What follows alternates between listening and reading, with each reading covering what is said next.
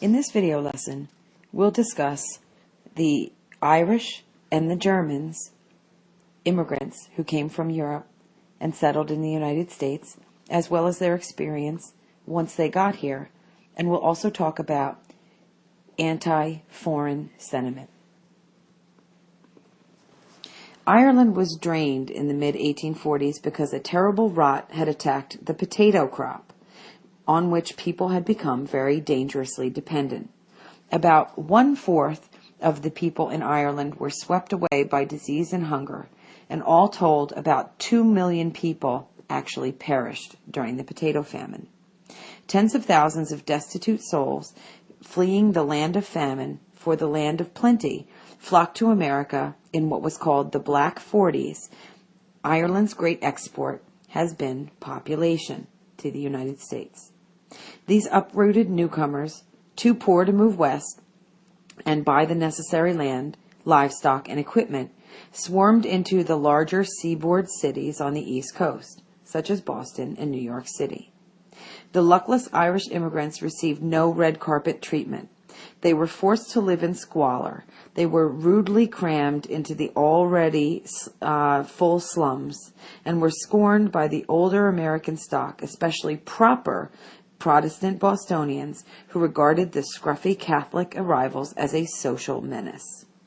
In this table, you can see the Irish and German immigration by decade between the years 1830 and 1900. As wage-depressing competitors for jobs, kitchen maids, and railroads, the Irish were hated by native workers.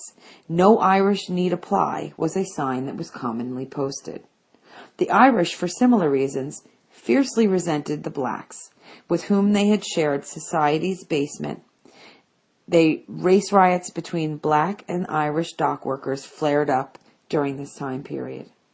The friendless, famine Irish were forced to fend for themselves. The ancient order of Hibernians, a semi-secret society founded in Ireland to fight landlords, served in America as a benevolent society, supporting the downtrodden, and it also helped spawn what's called the Molly Maguires, which was a shadowy Irish miners' union in the Pennsylvania coal districts in the 1860s to 1870s. So there were groups that did spring up to help the Irish. The Irish tended to remain in low-skill occupations, but gradually improved their lot, usually by acquiring modest amounts of property, but the education of their children was normally cut short and did not span much beyond grade school. Politics quickly attracted the Gaelic newcomers, and they soon began to gain control of powerful city political machines. American politicians made haste to cultivate the Irish vote, especially in New York City. The influx of refugees from Germany between 1830 and 1840 was just as spectacular as that from Ireland. During these troubled years, over 1.5 million Germans arrived in the United States. The bulk of them were uprooted farmers, displaced by crop failures and other hardships, but a strong sprinkling were liberal political refugees. Saddened by the collapse of the democratic revolutions of 1848, they decided to leave their autocratic fatherland and flee to America, which was the brightest hope for democracy. Zealous German liberals like Carl Schurz, a relentless foe of slavery and public corruption, contributed richly to the elevation of American political life. Unlike the Irish, many German newcomers possessed a modest amount of material goods. Most of them pushed out to the lush lands of the Middle West, notably Wisconsin, where they settled and established model farms. Like the Irish, they formed an influential body of voters, but because they were less potent politically, because they were more scattered throughout the area. The hand of Germans in shaping American life was widely felt in still other ways.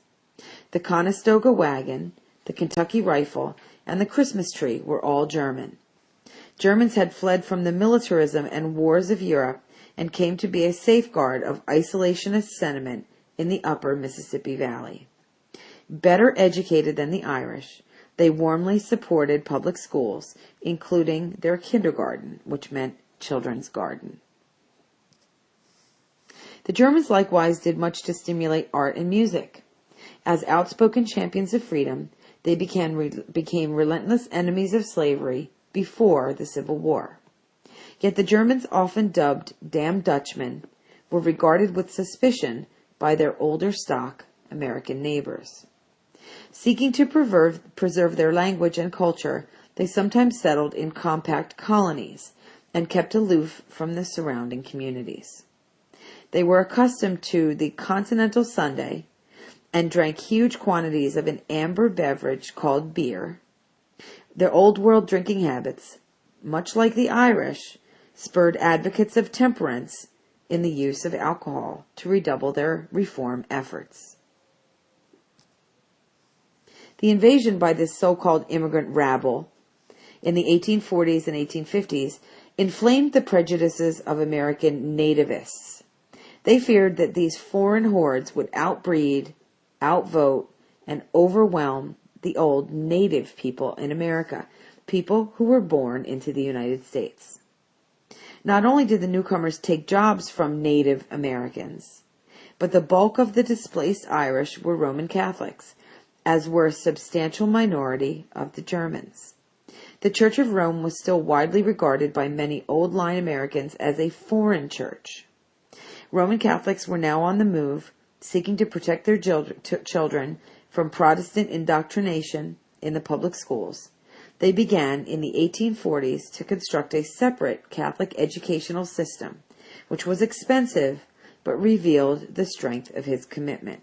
So that's why public schools were developed. With the enormous influx of the Irish and Germans in the 1840s and the 1850s, the Catholics became a powerful religious group.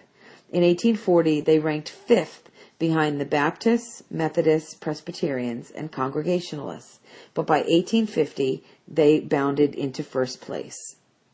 Older stock Americans were alarmed by these mounting figures. They believed that the immigrants would establish the Catholic Church at the expense of Protestantism and would introduce popish idols. The noisier American nativists rallied for political action.